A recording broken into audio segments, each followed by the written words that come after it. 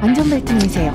세계에서 가장 위험하고 아슬아슬한 도로를 탐험하려고 하거든요.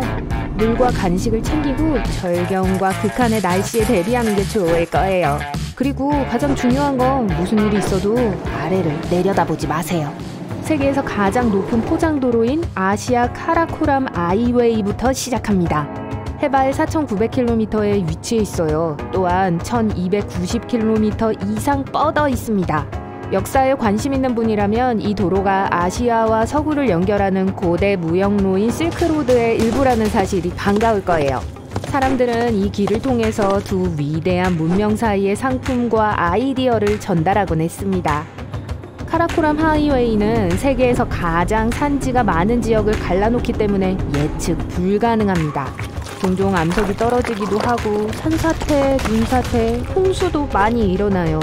폭설과 야생동물의 무리를 고려할 때 가장 숙련된 운전자가 아니라면 이 도로를 완전히 피하는 게 좋을 거예요.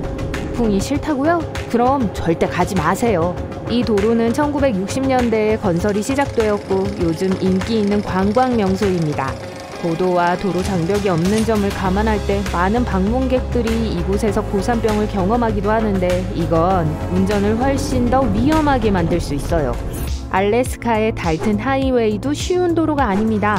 우선 때로는 도로가 미끄럽기 때문에 경험 많은 운전자들에게도 골칫거리가 될 수 있어요. 644km의 이 도로는 외딴 숲과 유콩강을 가로질러 뻗어 있어요. 도로를 따라 총 3개의 마을뿐이기 때문에 달튼 하이웨이를 운전해야 하는 사람들은 모든 장비와 충분한 보급품을 반드시 챙겨와야 합니다.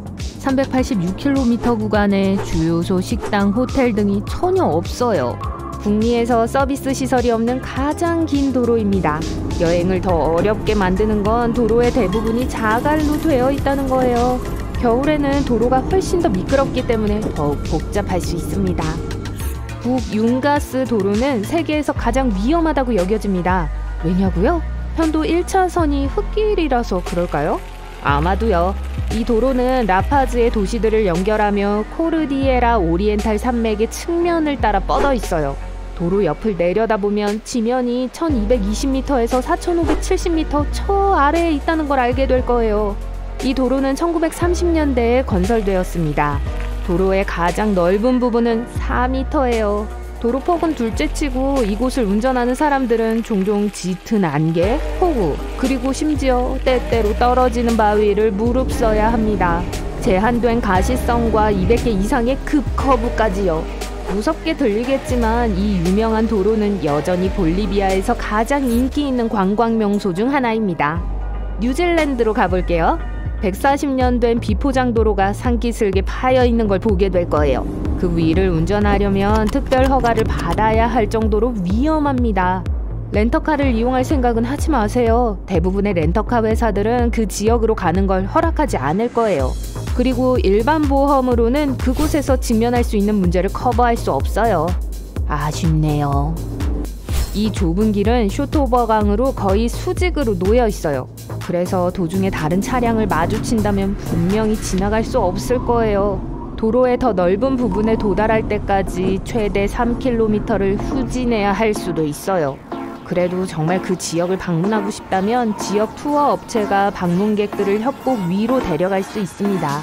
많은 사람들이 가고 싶어해요. 왜일까요?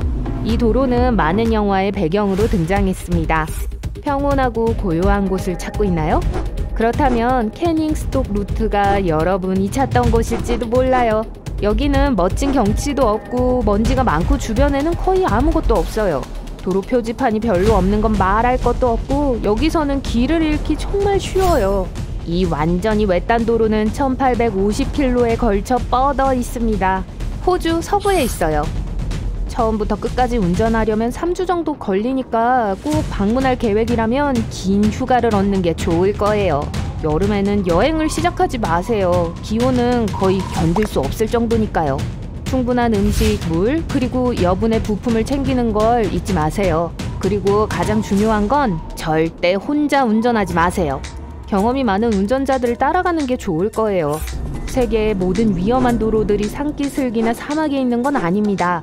필리핀의 커먼웰스 애비뉴와 같이 어떤 것들은 언뜻 보기에는 전혀 특별할 것이 없어 보입니다.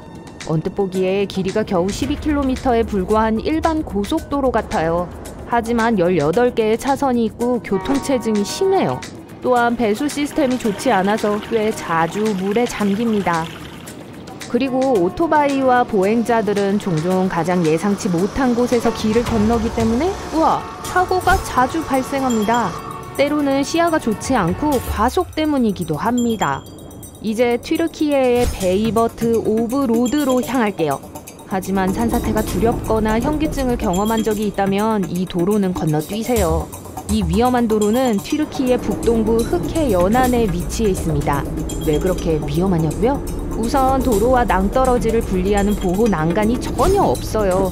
경치가 멋지긴 하지만 전문 운전사가 아니라면 굳이 도전하지 마세요. 이 도로에는 해발 1700에서 2040m 높이의 총 13개의 급커브가 있습니다.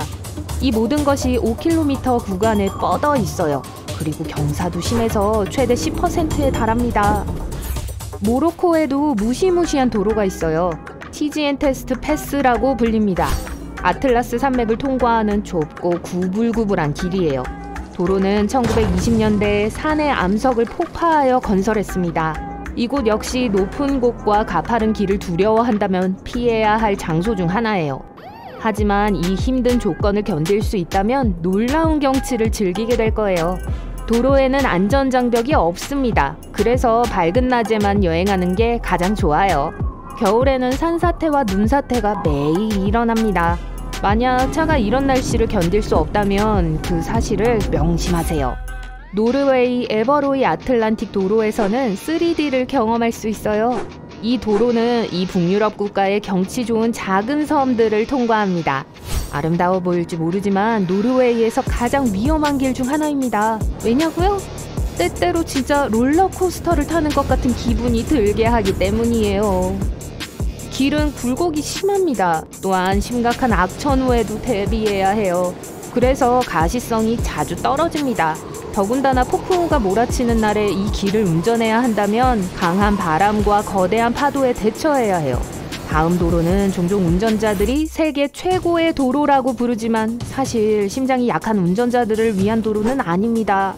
트란스파가라사는 루마니아의 도로입니다. 아마도 이 나라에서 가장 유명한 도로일 거예요. 이 동유럽 국가의 파가라스 산맥에서 가장 높은 산들을 휘감고 있습니다. 잦은 폭설로 일반인 출입이 통제되는 이 도로는 늦가을부터 늦봄까지 주행이 불가능해요. 여름철에도 이 도로는 추가 안전을 위해 밤 10시부터 오전 6시까지 통제됩니다. 곰을 무서워하세요? 그렇다면 이 도로를 피하는 게 좋을 거예요. 곰들이 종종 이곳에 나타나거든요. 곰은 여러분이 교류하려고 하거나 손을 내밀거나 음식을 제공하지 않는다면 위험하지 않지만 곰은 곰이니까요.